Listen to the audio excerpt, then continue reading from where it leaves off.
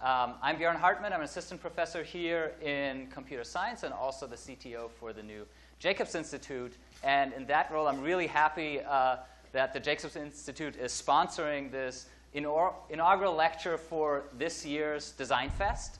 So Design Fest is roughly a week of activities at the end of the spring semester every year, where all our various courses that have design projects publicize their public final project shows. And so we actually have some posters around campus.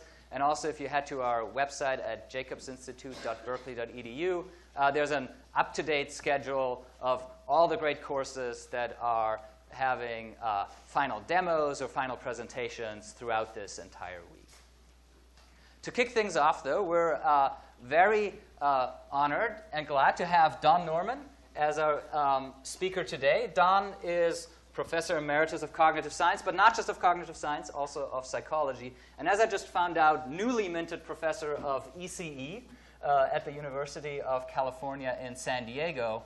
And Don has a really fascinating history. I see lots of students in the audience who have an interdisciplinary background or interest between design, aesthetics, the arts, and technology. And Don actually started out as an EECS student. No? There was no CS. Oh, it was just EE. There was no such thing as computer science. No, I'm very old. So Don started out in EE, and then also you got a degree in mathematical psychology. Is that right? And actually started his faculty career at UC San Diego, where Harvard. I'm getting all my details wrong. You've been to so many places over the years. But I'm just going to ask when we're going to get this right. You were the founding chair of the Department of Cognitive Science at UC San Diego, which, got one correct, which many in my own field of human-computer interaction regard rightly as one of the cradles of this research field. Much of the very important early work on user-centered design. Book? Am I going to tell them about? Are you going to tell them that in the 1980s I wrote a book called User-Centered System Design, which is we're introducing user-centered design, but User-Centered System Design, UCSD? Mm-hmm. You going to tell them that? Yeah, let me tell that right now. So, no, but what I can tell you is that one of the key diagrams from that book makes regular occurrence in CS 160 midterms in our class on user interface design. And we have students label the boxes because it was just such a clear statement of the interactive dialogue between users and machines. So there are many, many more steps in your illustrious history. I just want to mention you were an executive at Apple, at HP, led a very successful consulting firm, the Nielsen Norman Group, with Jacob Nielsen. And then you've not only been involved in industry, but also in the founding of several very important design institutes in academia. I remember running into you in early discussions about the D School at Stanford, but then you're also one of the co-directors of the Siegel Institute at Northwestern. It was a fantastic design school just outside Chicago. And of course now, you're once again back at where you started. Well, not started, as the inaugural chairman of cognitive science. At UCSD as the director of the Design Lab, which is a really exciting new initiative on campus. And I think we're all here to hear about that. So please welcome Don Norman.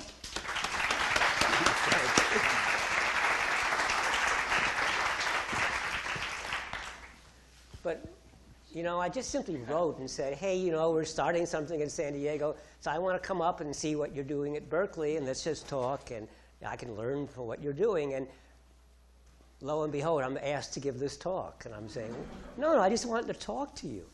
OK. How many of you went to the Cognitive Science Conference on Saturday? Just 2? Okay. 3? Well, I apologize because some of what I'm going to say you heard. But a lot of what I'm going to say you didn't. So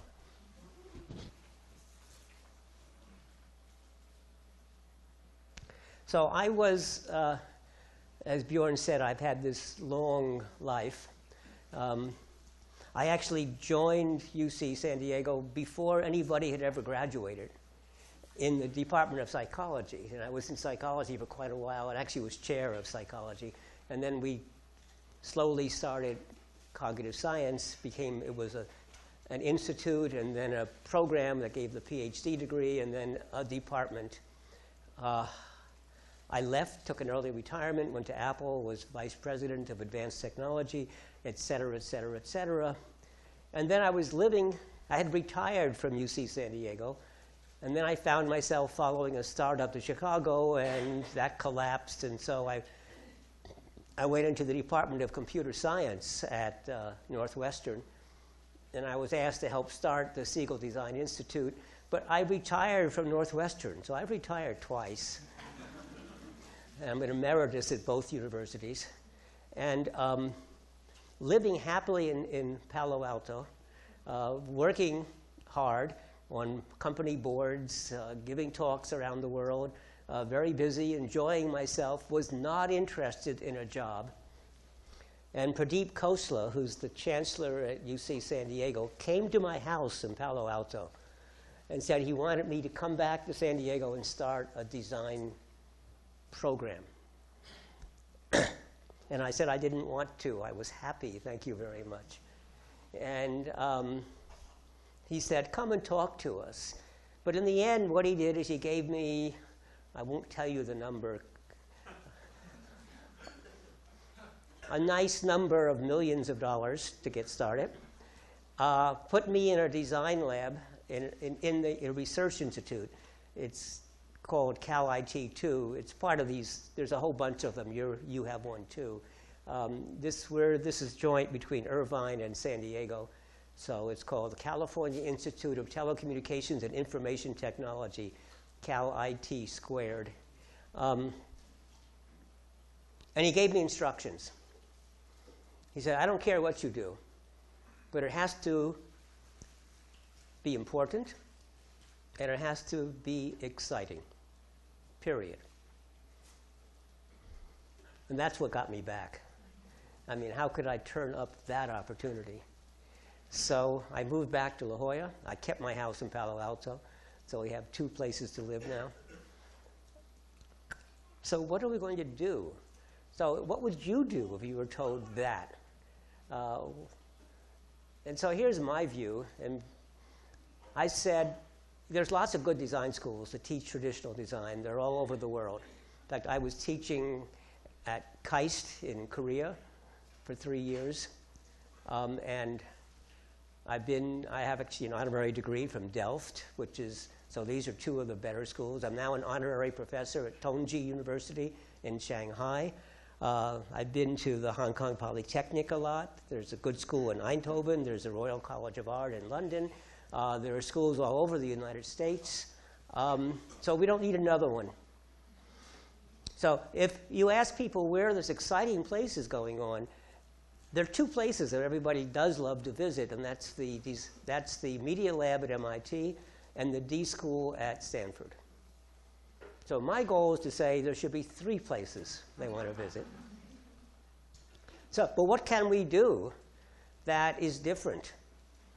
Because I don't want to be the Media Lab, and I don't want to be the D School. They're both really excellent and good, and sure, I'll copy things that they do, and the philosophy that we use in design is very similar to what's done in the D School, not by accident. I mean, we've interacted for 20 years. I'm even an IDEO Fellow. Actually, I was just told I'm no longer an IDEO Fellow. I'm now an IDEO Fellow emeritus. But so what we decided is we wanted to really work on the next generation of design. So what is that? Well, a bunch of us in design have been talking a long time about what design really is. What is it? What is it that we bring to the table that's unique and different? And it's not making pretty things, and it's not even making good products. Yeah, that is true. But there's more to it than that. And a lot of what we do is thinking differently. Designers approach a problem differently than most other disciplines. And it's what is now being called design thinking. I once wrote an article saying design thinking is a silly myth, but useful. And I've now come to believe actually it's truly useful. So what is it that we do in design thinking? Well, first of all, we make sure we solve the right problem. Engineers, MBAs are all taught when they go to school how to solve problems. And they're really good at solving the problem. But they never step back and ask whether that was the right problem to solve. And what we do is we first try to figure out what the real issue is. So why do you want us to solve that problem? Almost always. I discovered this early in my consulting career. When I'm asked to solve a problem, I now refuse to solve it, because the problem is usually the symptom. And you step back and say, why is that a problem? And then why is that a problem? And why is that? The Japanese actually call this the 5 whys. You should ask why, and then ask why that is, and then ask why that is. You don't really have to do it 5 times, but you ask until you find what is really the fundamental issue. Solve that, and the problem you were asked to solve often just disappears. So, solve the right problem. Second, focus on the people. Why do we do technology? Why do we build things? Why do we create things? Whether it's a process or a device or a system, or for that matter, a city or an organizational structure of a company, we do it for people. So why not start by focusing upon the people?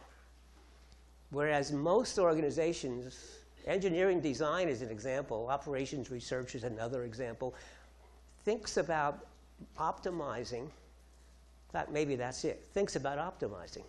You optimize the cost, you optimize the efficiency, you optimize time, without giving any attention to the people who are involved. And I would rather optimize for the experience of the people.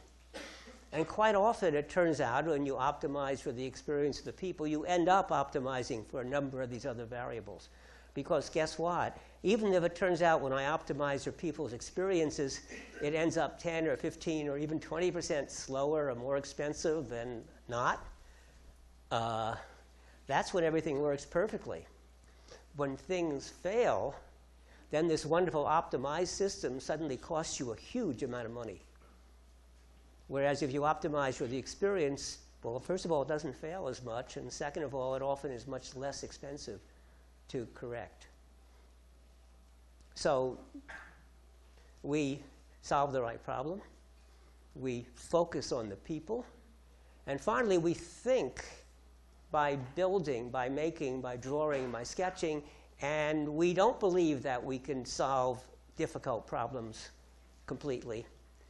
So we experiment, we rapidly prototype, we fake it, we do anything that gives us feedback, we try it out, we see what works and doesn't work, we modify, we go back, we do more observations, we do more thinking, we do more prototyping, we do more testing, we iterate around this rapid cycle. That whole method of approaching is very different than what is normally done by others. And that's what I think characterizes the work we do. And so that's what we want to focus upon. Now, that doesn't make us unique. This is getting to be common. But we want to focus it on a different kind of problem. So over the years, I've been talking about this issue with a number of people. Some of you may know that Scott Clemmer and I wrote an article published in that very scientific referee journal called LinkedIn on why design education must change. By the way, you publish in a normal referee journal, and it's very wonderful, but you'll get 1,000 readers. You publish in LinkedIn, we have 70,000 readers. It's interesting, even though nobody knows that LinkedIn publishes articles. And a couple of years ago, I think it was 1 year ago, a number of us found ourselves at Tongji University. We're part of the advisory board for the new School of Design and Innovation at Tongji. And we decided that we would write a manifesto, which we decided to call Design 2. Well, no, it's probably Design 3. Well, no, it's probably Design 4. So we said it's Design X, in which we said, look,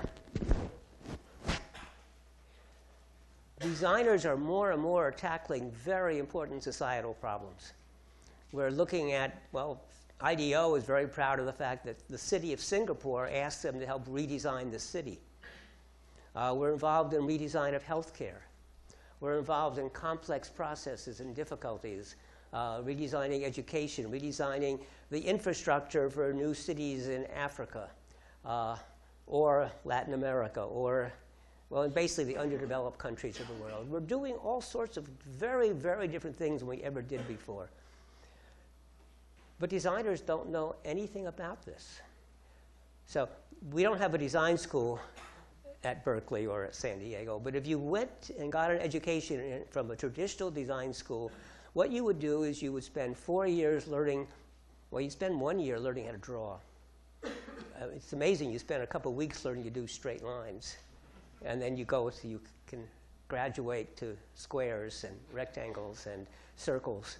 And that's the course on two-dimensional drawing. And then you can go to the next course, which is three-dimensional. Well, the reason for doing that so intensively is that if you ever watch a professional designer, they'll be talking to you, or you'll be talking to them, but their hand is just moving around. And when they're finished, they have this incredibly amazing sketch. Because designers think by drawing. And so in order to do that, though, the drawing has to be so automatic and so skilled that it takes basically no conscious effort. But you can use the drawing to experiment and test. And I wonder if this fits in there. I wonder if that does that. But you learn drawing, and you learn materials, and you learn the craft of making things. But in the end, you're a craftsperson. You've learned this wonderful craft of making beautiful, wonderful things. And now you go out in the world and you're asked to redesign a health system or the educational system. And you don't know anything. You don't know anything about the world. In a traditional design school, you seldom take classes outside of the crafts classes. So how is it, though, that designers can actually manage? So we think design education has to change. That a lot of those drawing skills are not necessary if I'm redesigning a health system. There are other things that are necessary. So we wrote this manifesto called Design X, and that's also published at LinkedIn. It's also published on my website and here and there. And it was written by people from Swinburne University in Australia, from Tongji University in Shanghai, from Hong Kong Polytechnic, their design school in Hong Kong, by the chair and a faculty member at Delft in the Netherlands, and by Patrick Whitney, who's at the Institute of Design, IIT in Chicago, and me. And we decided that what we would do at San Diego is Design X. So what are those problems? Well, let me start. Okay, so I need the lights down for this one video. And I have to figure out how to get it going. And there we go. Can we get the front lights off so they can see the screen? Thank you. So look at this problem. Actually, before I do that, automatic cars are coming, self-driving cars. There's no question about it. In 100 years, all the cars will be self-driving. Today, we're very close. But that distance between where we are today and where we're going is really hard. It's an exponential. Now, actually, in Silicon Valley, we think exponentials have positive exponents. So exponential growth means it's like this and then shooting up fast, right? The singularity, it goes up faster and faster and faster. This is an exponential with a negative exponent, which means it rises rapidly and then it takes forever to reach the asymptote, and actually literally forever. It reaches asymptote at infinity, right? And so, yeah, self-driving cars are 80% here, maybe 90%. Maybe Google claims it's 95%. But that rest is really hard. And the hard part is people. Now, this is a street in New York. Strange culture, foreign city, foreign culture. They behave really weirdly.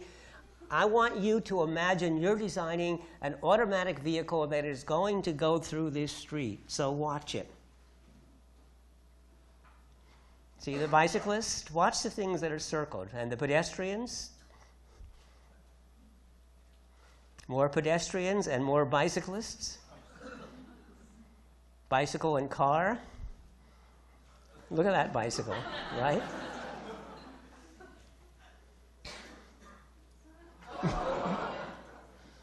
Okay, remember you're driving your car. How does the car manage this? That's bicyclists.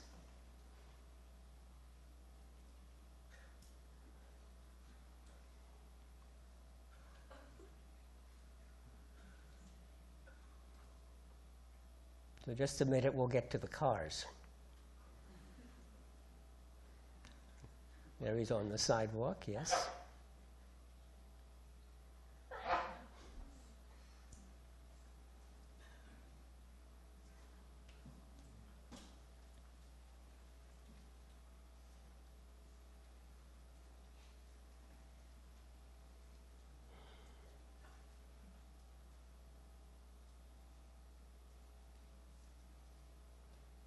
Now that we call that herding behavior. You think that if you're going in a group, you're safe, but you aren't. Now here there's a guy running. See him running? He's got, oops. So even running doesn't help it. But now we put it in the automobiles. Watch this guy being cut off.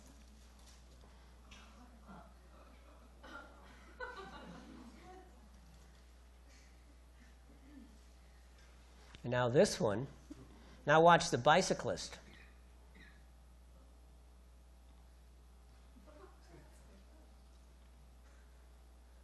And now watch this truck. There's a real accident here. Watch, he backs up, boom, and makes a U-turn in this busy street.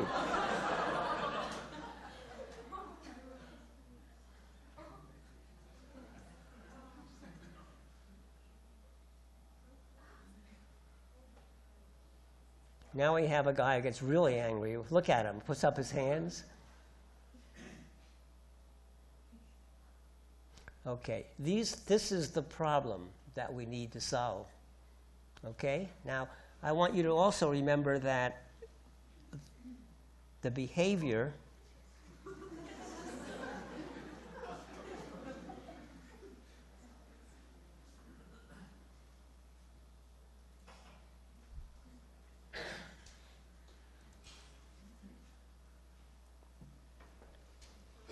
okay, we can get the lights back on now.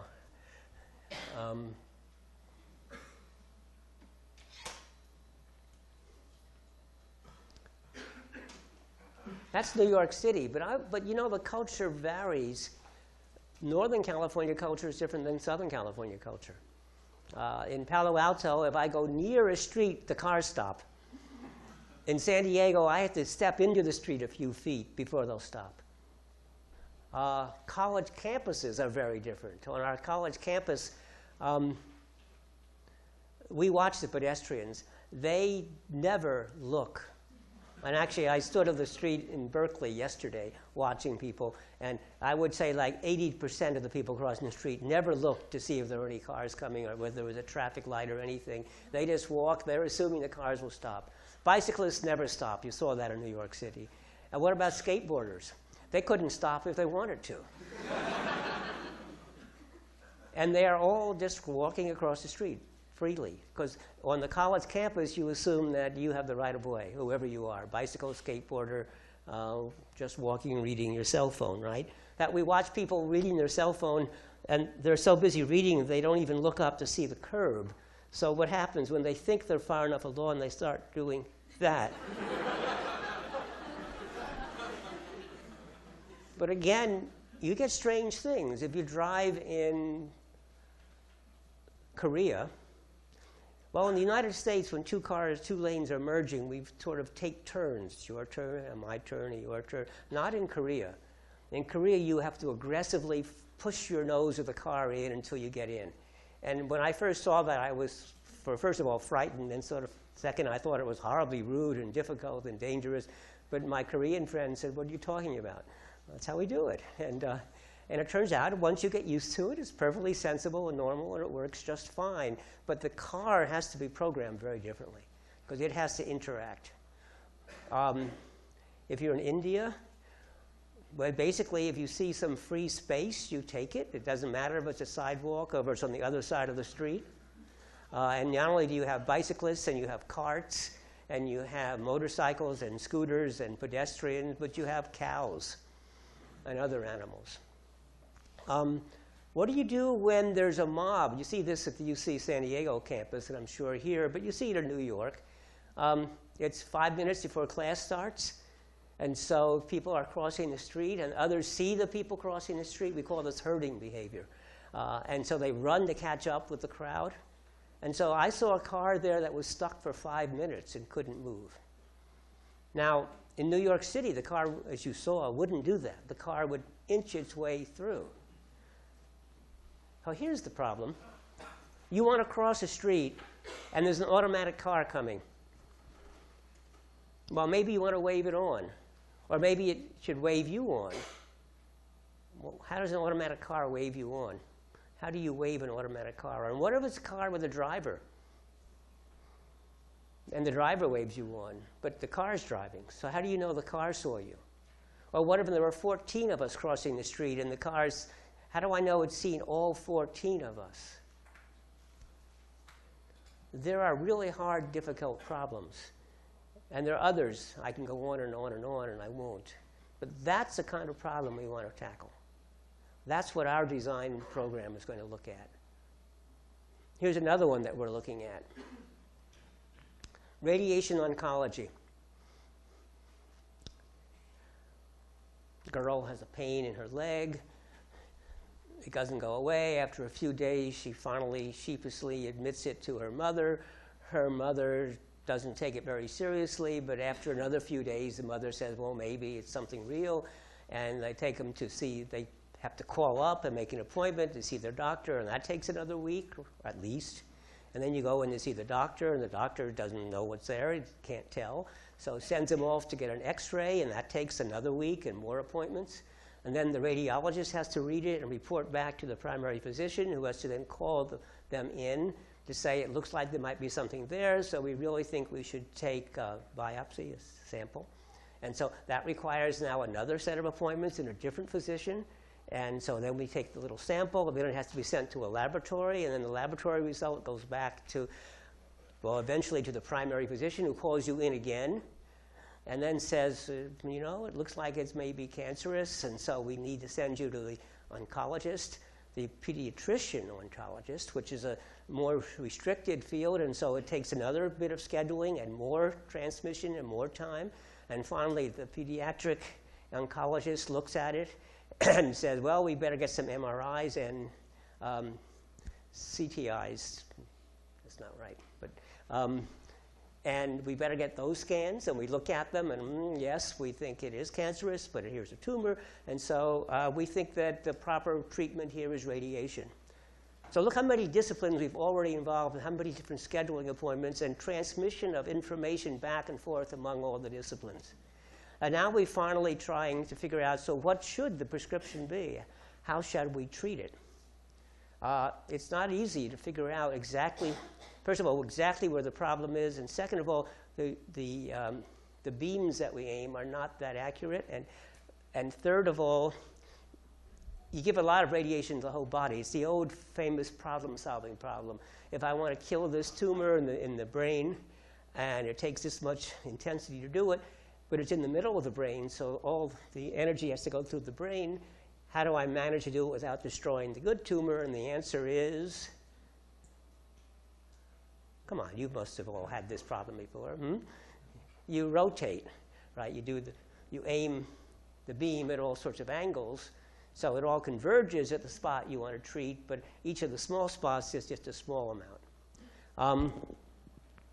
So it's hard, actually, to figure out that particular sequence. And there's just agreement in the medical community of how much you should radiate and how much of an area. And in order to do this, first of all, you need to merge the various scans you've taken. Second of all, you need what's called a dosimetrist who computes the dosage, and then you need the physicians who review it. And then you need a multidisciplinary review team that reviews all that's been going on.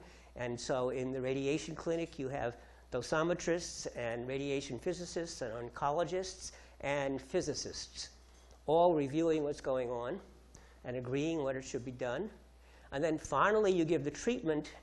And the treatment is done by a machine that's made by Varian, a company in Palo Alto. It costs about $3 to $4 million, the machine. The hospital in San Diego I'm working with has 4 of them.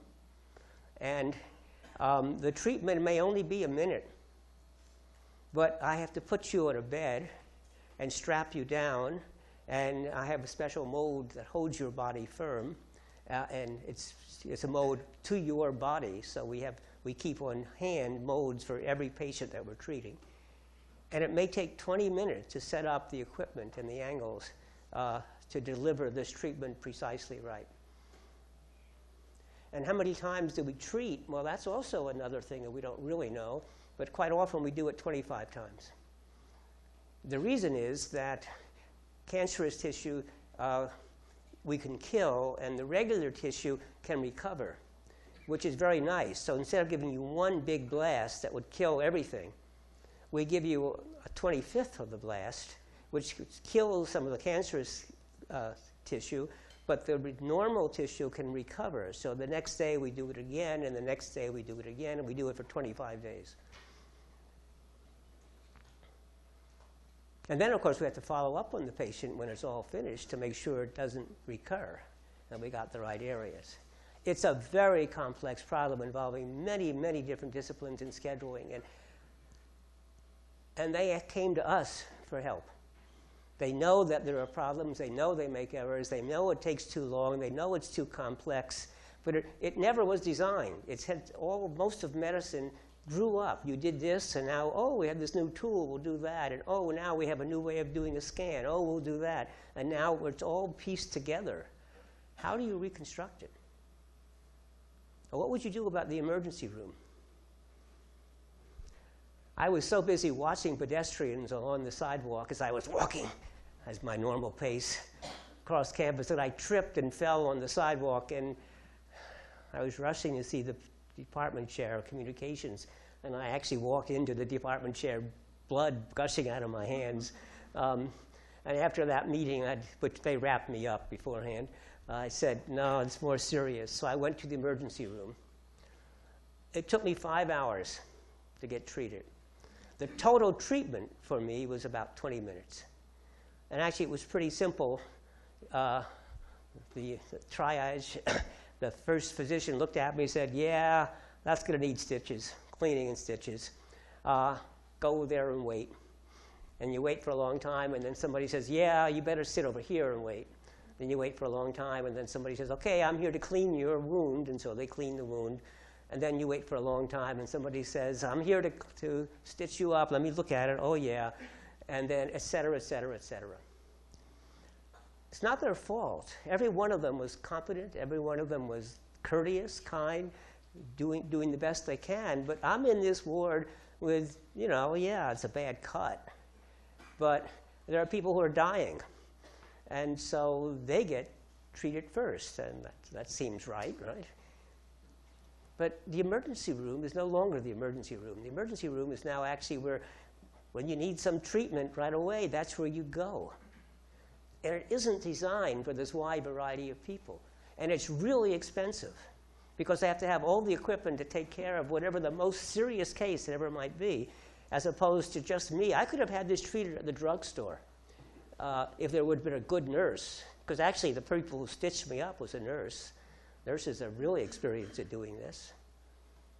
So how would you redesign it, saying, the modern emergency room is no longer the emergency room. It's actually the point of entry for most people. Because if you have something that requires care and you want to see your major doctor, which might take a week or two, you go to the emergency room. In fact, the hospitals will tell you, go to the emergency room. So that's another problem we're working on. Restructuring the entire concept of emergency rooms. So, where does your training as designers help you on this?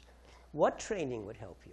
How do we approach these problems? It's really nice to say we're doing Design X, these wonderful complex issues, and that's what I tell the medical school people, and that's what I tell all these people. But the truth is I haven't a clue as to what we're going to do.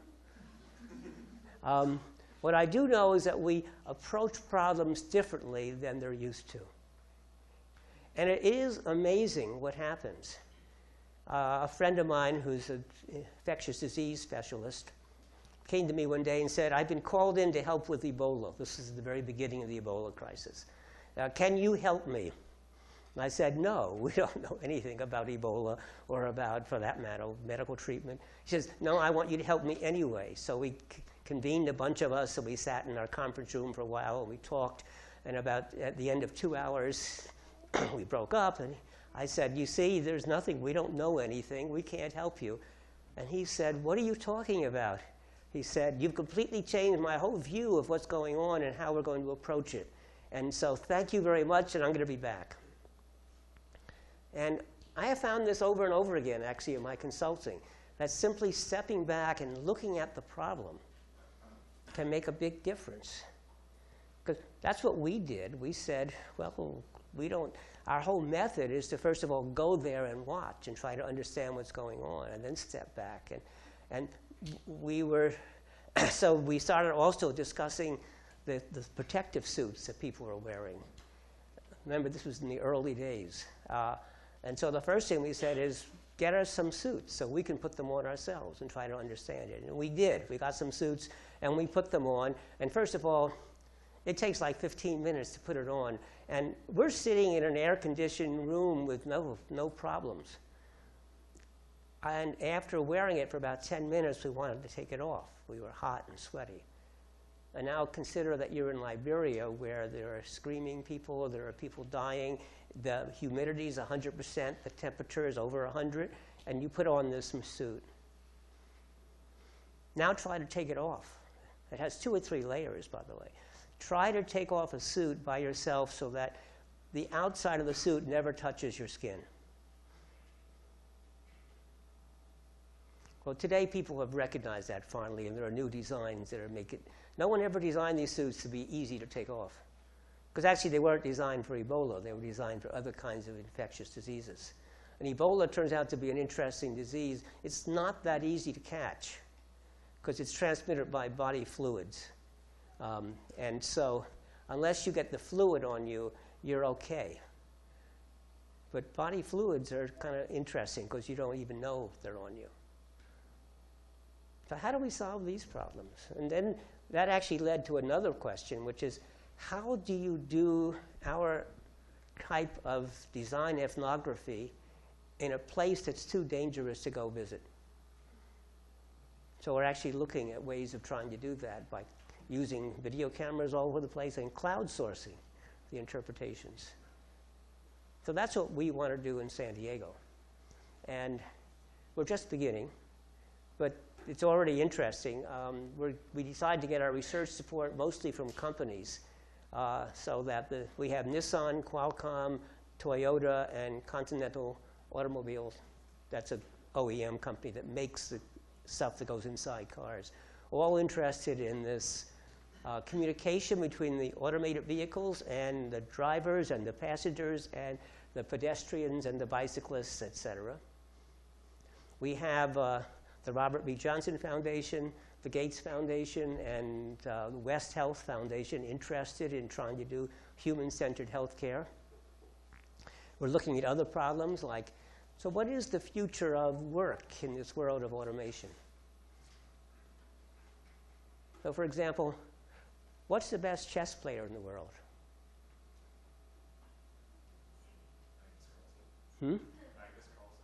Magnus Carlsen. Anything else? IBM, Deep Blue? Well, the answer is no. It's not a person, and it's not a computer. It's freestyle chess, where you can bring together a group of chess players and a group of computers. And a group of 3 chess players and 3 programmers, 3 computer programs, can beat Deep Blue and can beat the world's best single chess player. And these chess players, by the way, are not the world's best players. They're grandmasters, which means they're very good, but they're not international grandmasters, and they're not, you know, the top 10. And the chess machines they get are not Deep Blue. They're machines you can go out and buy. One of them is actually an open source machine. But what they're really good at is using them and asking questions. And they discovered that a particularly good point is when the chess machines disagree about their answer. And that's a place that's optimal to look at. So one of the things we're trying to look at is human-machine teamwork. Because the way we do automation today is engineers automate whatever they can automate, and they leave the rest to people, which means that people, first of all, have to be very accurate and responsive, and we're not good at that. We're not good at accuracy. We're not good at repetition. We're good at creative work. We're good at figuring out new solutions to unknown problems. But yet, the way the machines have developed is, oh, gee, you know, most errors are caused by human error. Most accidents are caused by human error. And I say, no, that's not right. The reason it's design error. The reason that it's mostly caused by human error is because we've asked people to do things that people are no good at. In California, if you want to drive a semi-automated car, the law requires that you have a trained driver sitting at the wheel ready to take over when something goes wrong. There's no way that will ever happen. Look, your car drives for 10 hours and nothing goes wrong, and then suddenly something goes wrong. You're supposed to immediately take over? Come on, in 10 hours, your mind kind of wanders a bit, just a little bit, when you have nothing to do for 10 hours. In aviation, this happens all the time. Planes fly and nothing ever goes wrong. And then suddenly it goes wrong, and the pilots say, well, shit, what happened? And it can take them several minutes to figure it out. And these are really well-trained pilots that have to be, and they're retrained every 6 months, and they're given experience in all the kinds of accidents we've ever heard of. And it takes them a while. But when you're flying at 35,000 or 40,000 feet, that's how many, 6, 7 miles up? And so there's a fair amount of time to recover. So well-trained people take minutes. In the automobile, our drivers are horribly trained when something unusual happens. Mostly we're trained on the laws, not about how to drive. And second, at 60 miles an hour in 1 second, you've gone 90 feet. You don't have any time. So we have to change the way things are going. And what I'd like to do is try to change the framework so that people think of, let's not automate what we can do. Let's say what people are good at and what machines are good at and make them as collaborative partners. And actually, there's a group at IBM doing this. They're calling it cognitive computing. And the Watson group that is using Watson, the intelligent machine, as a cognitive assistant. And so one of the people we're partnering with is IBM in this group. It actually helps the guy in charge of this program. Used to work for me at Apple. It's useful to know. It's useful to have lived a long time. So one last thing. So we're starting off as this research institute. But meanwhile, the executive vice chancellor called me in and said, it's time you started teaching classes. And so we're trying to do that. And actually, the dean of engineering, an ex-Berkeley dean or chair, has said, we want you to teach a design minor, because we're starting to develop this makers community for everybody. But there's only going to be undergraduate, lower division classes. We need to have more courses and more opportunities. But nicely, he said, we don't want it to be in engineering. We want it to be across the campus. So one thing we're trying to do is figure out how to do this. And I've been trying to understand how you do it, because we are not a department. And in a university, unless you're a department, you can't hire faculty. So we have to make do with the faculty that exists and the kind of courses that exist. And there are very few courses of the sort that I've talked about. Most of them come in from the human-computer interaction faculty. But as I walk around, I discover really amazing courses. So I've now talked to the deans of art and humanities, the dean of engineering, the dean of social sciences, the dean of the business school. Our division of university departments is different than yours, but the philosophy is the same. So I've covered most of the places that are relevant. Turns out the biggest design group is in theater. And in fact, if you go to design.ucsd.edu, you end up in the theater department. And they do wonderfully creative work. Because if you think about theater, you're trying to design for the people, right? You're trying to invoke an experience in the mind of the audience. So what they actually do and think about is very much like what we do. So we've gotten people from theater, from visual arts, from electrical and computer engineering, from computer science and engineering, from the communication department, from psychology, from cognitive science, from the business school. But now we're trying to figure out how to piece this together. And over the time, we hope that we will actually be able to hire faculty and develop real course sequences. But for the moment, that's where we are. We're only 6 months old, so we're just beginning. But collaborating with you guys is, I think, probably an essential thing that we should do. You managed to get the Jacobs money before we did, which is annoying. When I first joined UCSD, I made friends, of course, because there were hardly any of us, just a few faculty. And one of them was this guy in the, what was it called? It was called Applied Physics and Information Science Department. And we became good friends. And about a year or two later, he came to me and said, you know, I think I'm going to leave and start my own company. And I said, what a stupid idea. So he went and started a company that you've probably never heard of. It's called Linkabit. And it did allow truckers to keep in touch with their main office through unused bandwidth on the satellites, because they didn't require much data to do that. And then he sold the company for, I don't know, $200 million and retired and got bored and decided, oh, he liked starting companies, so he started a new company. And that one is called Qualcomm. So that was Erwin Jacobs. So I went and visited Erwin Jacobs as soon as I got back to San Diego and said, hey, we're here. We're going to start wonderful things. But it turns out that his son had already given money for design in Berkeley, and so he wasn't about to compete with his son. So we'll have to give it some other way.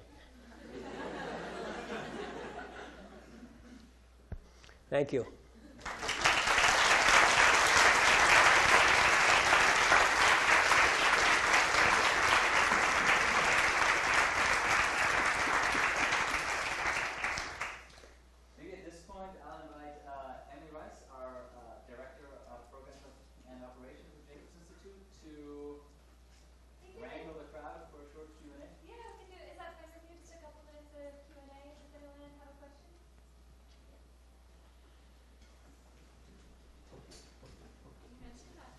Hello?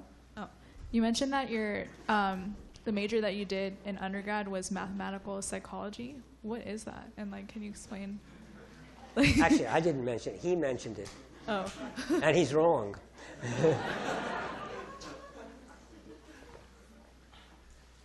So my training was I went to MIT and majored in electrical engineering. And then I went to the University of Pennsylvania because they had invented the computer, well, sort of, the first couple computers. And I said, I want to learn about computers and use them, but it turns out they didn't have a program in computers. So I got a master's degree in electrical engineering. But to go on, you would have had to do things like antenna theory, which I didn't care about. And just then, the psychology department had sort of changed hands, and the new chair of psychology was a physicist. And they had been hiring some people, one of them called Duncan Luce, who had a degree in aeronautical engineering and mathematics. And Bob Bush, the chair, I went and talked to him. He gave a talk in the electrical engineering department, which I said, oh, that's kind of what I do. I'm trying to build intelligent machines, and he's trying to understand them. And he said, you don't know anything at all about psychology. Wonderful, come to my department. And so I did, and they established a new program called mathematical psychology. And they were doing basically stochastic models of learning and decision making and so on. And so I was, I think, the first graduate of that program. And that was interesting because that was sort of the beginning of information processing psychology, really. And we met every summer, all of us across the country that were trying to do this met at Stanford. And so I met a lot of the young kids then who are today the old folks. But for example, Gordon Bauer at Stanford and a young assistant professor called Dick Atkinson, who eventually became chancellor of the University of California. And what happened is we all had these powerful mathematical methods looking for a problem. And a lot of us decided that was the wrong way to do it. We should try to look for what the important problems were and then figure out whatever is the best method to use. And so many of the mathematical psychologists became what, well, first we called it information processing psychology. We had, when we started at San Diego, we set up the Center for Human Information Processing. And I taught a course on Introduction to Information Processing Psychology, which ended up being an introductory textbook. And we started trying to make psychology into more of a science with fundamental principles, so you didn't have to memorize all the experiments that people did, but you could derive the results. And that actually then became cognitive psychology. So that's that history. Any other questions? Thanks for the great talk. I was wondering, you want to train people who are able to solve more systemic problems, but I feel that today jobs are very segmented.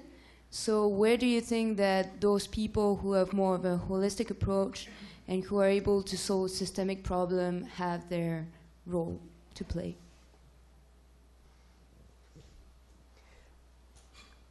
I've discovered in my career that I should not worry about where the jobs are today. But if we provide great training and new ways of approaching problems and thinking, that's where the jobs will be tomorrow, and that you will be one of the leaders in that field. So yeah, we could provide people who do normal, traditional product design, development, and now service design. But there are lots of people training that, and what I would want to do is provide for the future. But let me say that it isn't quite as bad as that if you want a job. There are people crying out for help. I repeat that the oncology department came to us. There's a new center being developed in San Diego called the Center for Healthy Aging. They came to us for help. Whenever we talk to people, it's amazing how many people say, oh, wow, yes, can you please help me on this problem? I think there's a big need for this, that more and more places are discovering this need, and it's worldwide. I've been, Shanghai is a good example. I visited Frog Design in Shanghai, and they're very proud of the fact that they're designing products for Chinese companies.